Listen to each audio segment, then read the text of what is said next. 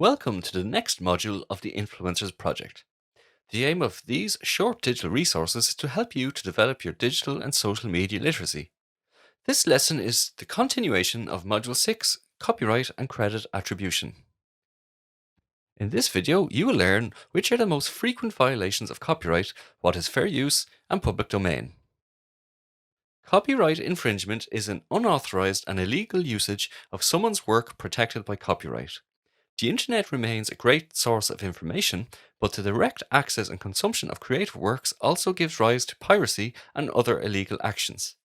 The term digital piracy refers to unlicensed duplicating, distributing, downloading, and using the content protected by a copyright. There are different types of online piracy. Illegal streaming and linking sites that enable to use content without downloading or provide links to such content. Peer to peer file sharing is when you send the copyrighted resource you purchased to other people. Public and private torrent sites where the illegal content is downloadable.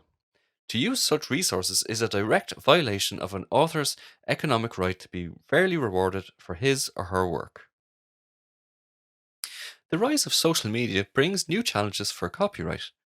The new forms of hard to track copyright infringement and dishonesty to authors is related to unauthorized use of songs, videos, and other materials. A new form of piracy is freebooting, which means downloading and re uploading of someone else's work to your channel or profile, whether on the same platform or not. Freebooting is therefore different from sharing or liking embedded content.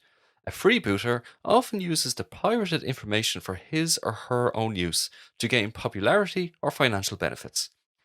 Another form of unfair treatment is plagiarism. This means to use someone else's words and expressions as one's own original work. If you write an article or book, please remember to give the attribution to the sources you quote, whether it's from Wikipedia, a blog, or a scientific article. You should also make it visible where the quotation starts and ends.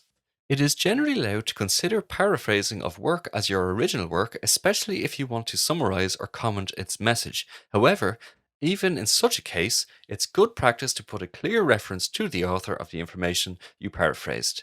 To check the originality of your literary work, you can use online anti plagiarism platforms. Much of the content you find on the internet is subject to copyright. Nevertheless, there are limitations and exceptions to authorship protection. One of them is fair use, which allows others to use the content without an owner's permission for purposes of teaching and learning, criticism, news reporting, commenting. Under different national laws, the fair use factors may slightly differ. The first factor is the purpose of use. Is it commercial? Are you going to make some profit out of it? If so, it is less likely to be fair use. If your purpose are non-profit, for example for educational purpose, it can often be considered as much. The next factor is the nature and originality of the work you want to use itself. If it has more factual character and it has already been published and easily accessible, then it may mean that you can use it freely. In most EU countries, a fair use principle does not apply if you quote an unpublished work. For example, the song of your friend who is a musician and asked you for opinion before releasing the piece. You cannot publish even a part of the song without their permission. The third factor considers the amount of work that was used compared to the length of the original work as a whole.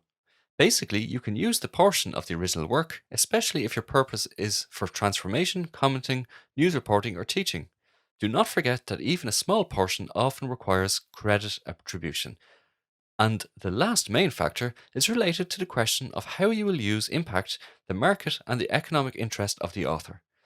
If the use goes against author's current or potential market opportunities, then it cannot be considered fair. When you plan to use one's work as fair use, all factors have to be considered. There is also one place where all content is free from copyright. The public domain, which consists of intellectual commons to which no exclusive intellectual property rights apply. The public domain comprises of books, music, pictures, and films of which copyright protection has expired. Copyright protection is temporary and in most European countries lasts 70 years after publication and/or 70 years after the death of the author. Many legal and administrative acts, for example, are also part of the public domain. If you want to use copyright protected work in your resource, you can buy a license. To do so, you need to identify the owner and contact them.